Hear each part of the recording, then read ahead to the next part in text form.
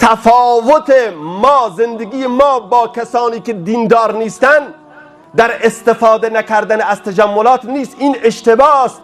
این رو بعضی از کسانی که از دین و از مقوله دین برداشت خوبی نداشتن به خورد ما دادن. بعضیا فکر میکنن مسلمونا یعنی اینکه بایستی از تمام زیبایی های زندگی، از تمام تجملات، از تمام نمیدونم اسباب آرامش و رفاه و امکانات باید خودشونو بزنن کنار. این غلطه، این اشتباهه. اینها رو دشمنان گفتن.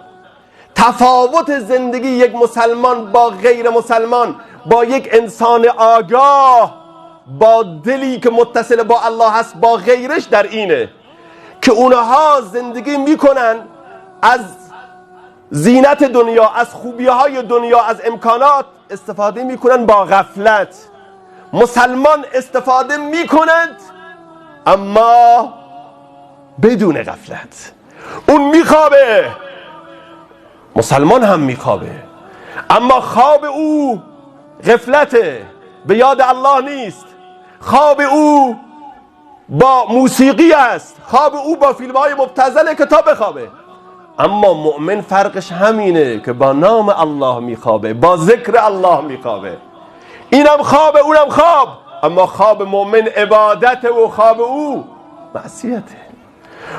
اونم میخوره، مؤمنم میخوره، اما فرق همینه. مؤمن با بسم الله، با نام الله میخوره و به این نیت که غذا میخورم این توان رو و نیرو و انرژی رو برای الله خرج کنم. خوردن او هم عبادت حساب میشه. ببین برادر مسلمان، این بایستی معرفی بشه. قل من حرم زینت الله التي اخرج لعباده والطیبات من الرزق. چه کسی استفاده از زیبایی ها، از ارزش ها، از امکانات رو حرام کرده؟ کی؟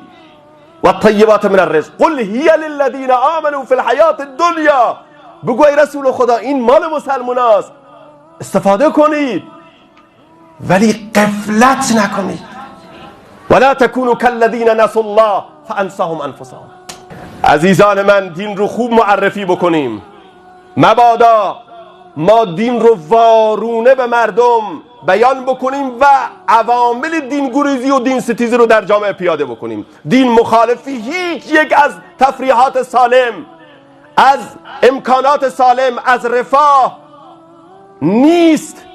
دین مخالف غفلته، دین مخالف معصیته.